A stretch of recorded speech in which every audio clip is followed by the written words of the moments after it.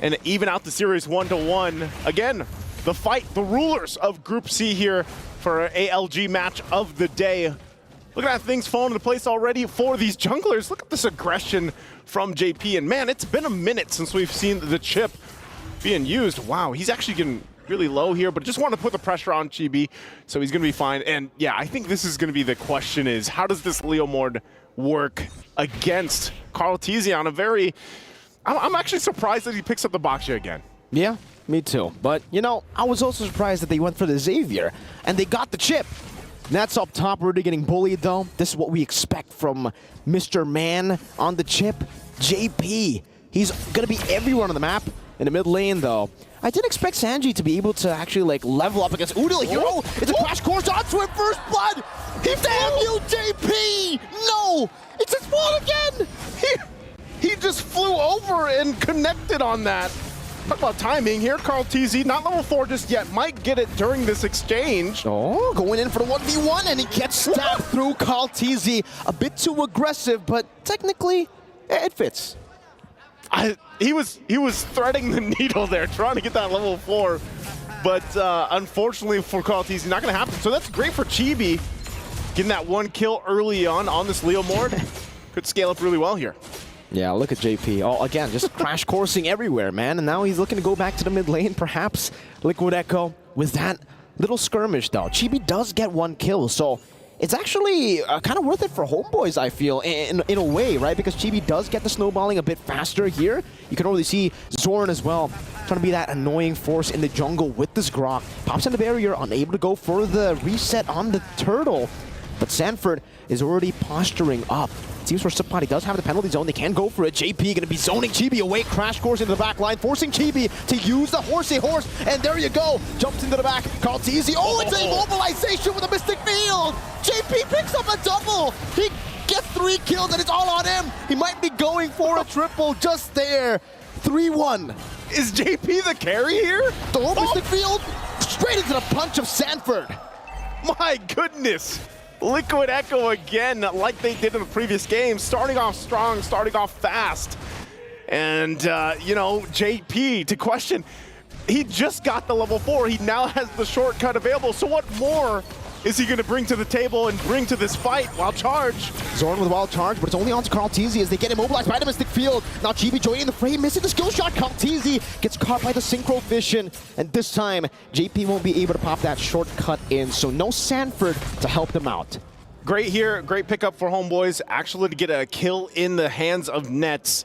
You know, we saw the Lunox in the last game. It did not work out the way they wanted to, so hopefully this time around, prioritizing the Harith pick here, they have this. Nets can start to scale up pretty well. He's going to be big in utilizing the Harith in conjunction with the Grok pick into the Wild Charge, and then even the penalty zone to speak here. They both have Fury Hammers across the board alongside the Terizla and the Leomord picks. That's actually enough early damage to help with some of these skirmishes. They just have to play around, once again, the fact that JP has been on fire now that he's holding on to the shortcut. At any moment, the cavalry could literally come through the portal, and what seems to be a 1v1 is then a 1v4 or 5. You can see Udil holding on to the ultimate as well. So this could be pretty interesting, the fact that Homebois does have a Valentina on their side. Turtle up, though, in just about 10 seconds here. Chibi patiently waiting. JP's right there in position. I don't know. Do they know? I think they know. Chibi knows, but does JP know that Chibi knows? Udil rotating as well. Has a shortcut. They catch him now. JP able to get the crash course down. Puts down the shortcut, but that's going to be Udil who puts it down. JP forced to go back. And now, you know, there's really not much that Homebois was able to get there. Sanford, this damage that with the knockout swing as well. Oh, the flicker! Sanford getting the kill on Udil. 1-2. And now he's gone. Chibi, shield unity, cancel it out. Still JP walking up with the crash course, and the Wild Charge connects into the back line. Chibi still able to secure the turtle, but now gets engaged on. The shortcut is there, but nobody's following it up. Benny! With the help of the dawning light, Benny again with the light can pounce under the tier 2. In the 4th minute of the game is the Liquid Stampede that we were talking about. Benny's still able to escape on the knockout strike. Nets gonna be knocked up. One last shot should do it, but he's still able to escape right now. JP and Sanji again. It's back up. Wait, Usually it takes a while for Xavier to get those low cooldowns, but he had 2 Dawning Lights in that whole exchange.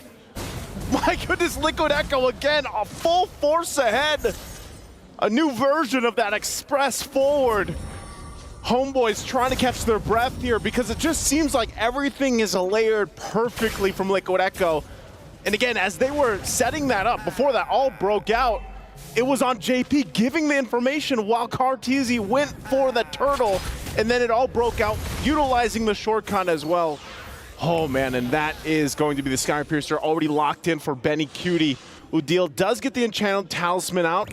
He's got to be able to scale up on this Valentina pick. Some of those terrifying mechanics would play a part as well. Still holding on to the shortcut, but here JP goes in again. Yeah, with the shortcut, Sanford trying to go for it. Now it's Carteezy, jumps in, knockout strike by Sanford. Gonna be caught in the Mystic Field, Nets disappearing. Zorn under the turret, it won't save you, not this time. Benny again, just scratches him, claws his way to another kill. It's another 3 for 0 for the Cavalry. How does Homeboys play against this? I mean, look at him, look at JP. Oh my God, this nerd, JP. Look at him, he's so annoying. He's just walking TB down. Look. Oh my, how do you deal with this? How do you deal with this? That's the question, and there's a reason why Chip is constantly banned out for the most part, him and Luyi. The structure that they can bring to a game, the chaoticness that they can bring to a match, really makes things difficult to play, especially when you're behind. We're talking about 6,000 gold behind at the 7-minute mark, as they can't do anything about this turtle being taken by Carteezy.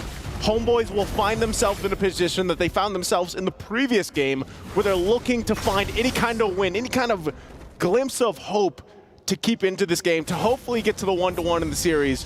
But right now, Liquid Echo in full force, in full control of this.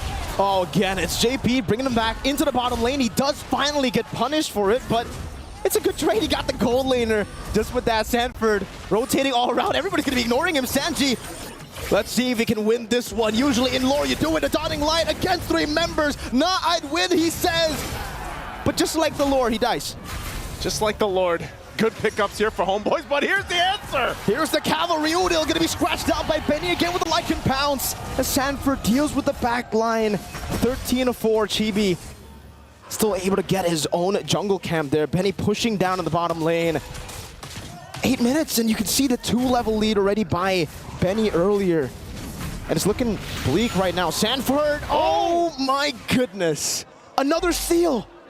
Sanford is just a menace right now. No matter what hero he's playing, he's always on point, providing so much value here for Liquid Echo's lineups. And really, when you look at Homeboys, you have to kind of consider the fact that where do they start?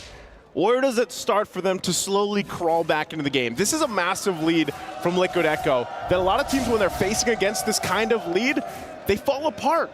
So Homeboys, can they adjust? Can they readjust the game plan here?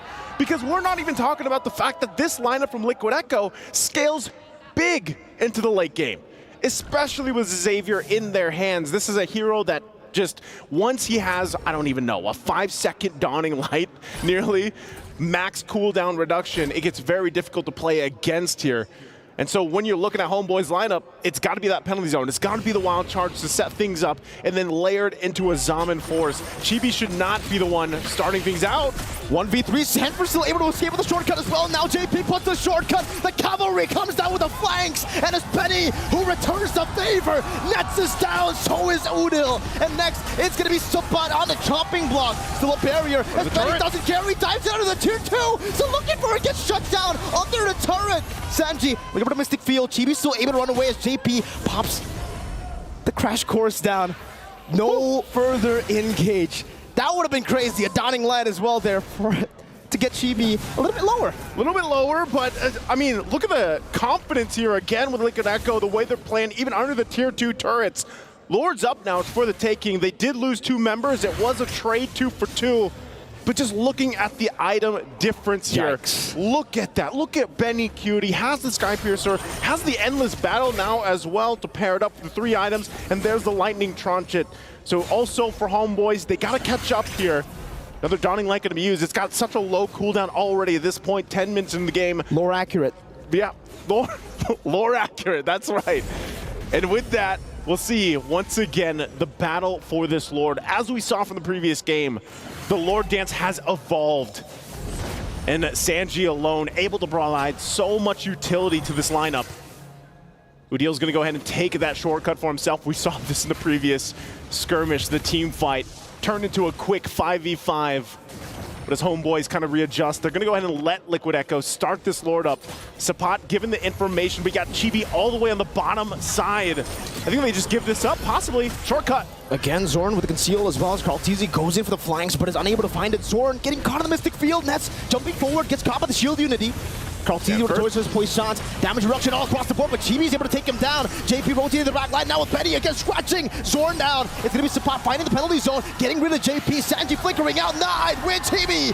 Going to be taken down by Sanji as he pops into Dawning Light again. Sanford on the chase, the Mystic Field right into Sanford.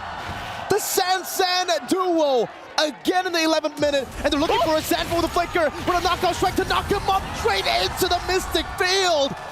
Oh my goodness! Talk about synergy between the entire team from Team Liquid Echo and the San duo, part of that highlight, and now they'll take the Lord from Homebois, furthering it. It does take a little bit longer. Karltizi will make his way, but Homebois, man, is it getting increasingly more grim as they approach this. Look at the layering here. Sanford goes in, gets the punches off the Mystic Fields there, and Benny Cutie goes in as well. Talk about, again, the juggling between this lineup. You hear that? Nothing. Because that was what happened. There was nothing Homebois could do there. They had to just accept it, and it's ridiculous. How Liquid Echo, now Benny with the BOD. That's his 4th item in this game, ladies and gentlemen. 12 minutes in, it's a BOD. What's crazy about it is Chibi went with this Leomord pick. He has some items. He's got even the Malefic Roar, but it feels like every single time they try to fight it out, he's just not able to utilize those picks. And that's the Wishing Lantern picked up now for Sanji. Oh, look at that, look at that. There it is. I'm sure you guys have seen the clips going around with the Wishing Lantern and the Xavier, and why this pick is quite massive in terms of the damage department with the low cooldown like the Dawning Light. So easy to proc that 10% current HP with the 800 proc. And with that, Homebois will lose. Oh, they hold on just barely to that turret, top side of the base. Dawning Light going to be used again. They're really trying to keep what they can up. Flickers out right now, but gets caught again by a few of those shots. Sanji the backline still able to flicker out now. That's going to be Sapat with the wild charge, helped out by Zorn. Still Sanford in the backline, trying to deal some damage. Gets the shield down and gets out with a shortcut too. Oh my lord! Liquid Echo are running Homebois down. What a shortcut! You know, you saw Sanford in there. Escape? He got the work done, and then he escapes. Oh my, Homebois. Can they hold on to the rest of the base turrets here? They got 2 left, the top one's down. And they'll try to keep it at bay, but the Guardian's barrier is not gonna be enough. Bottom turret now goes down, mid could be next. Homebois, can they hold it together? With the first Lord, a Dawning Light again onto Nets to poke him down. 13 minutes in, 2 base turrets, the mid lane, the only base turret left standing, is already at half HP too. Liquid Echo, they're making the Xavier look like an early game pick. And you can see from the items as well, it basically is an early game pick. He's almost tied for gold with the gold laner and a 5-1 and 11. He's 5-1 and 14. Hey, if there's a game for a mid laner, that's it. Because, man, look at the difference between the gold. Udil just picking up the Divine Glaive. So even down that much gold, Udil should be able to at least provide some damage, but I feel like it's just getting to that point for Homebois where, again, look at that. How often do you have to play against that? Oh, I mean, in the early game, we were already questioning the cooldown. Now, how about now? How about now? I guess we'll see. It's up again. Look at oh my god. That had to be 10 seconds or so. I think it might be, yeah, probably 10 seconds. In real time, right? Because I know my time difference works a little bit different, but... What would it be for the building time? Oh, man, I don't know. It's okay. There you go. There it is again. You have it again. Someone, I think LaFell and Wolf could definitely, you know, and Leo could definitely count it down. You know, how long does it take for Sanji to get the Dawning Light at the 15th minute of the game? He's up again. He's gonna just spam it across the board. Sanford with the flank. Trying to go for Udil. Oh, there it is. Zone of the power of nature. Now GB gonna be caught again, and that's gonna be Sanford going for the solo kill. Udil decimated in the back line. Benny Cutie getting rid of Chibi as JP does it again. Now with the dawning light taking Zorn low, it's up to Benny to finish him. While Sanji gets nets. Liquid Echo are styling on Homeboys. Sanford, Benny, Sanji, Kaltizi, and JP. The cavalry is here to take over at MSC. As they buy the winner crowns, they all go for the freeze. Winner crown, boo! And they are the rulers of Group C here.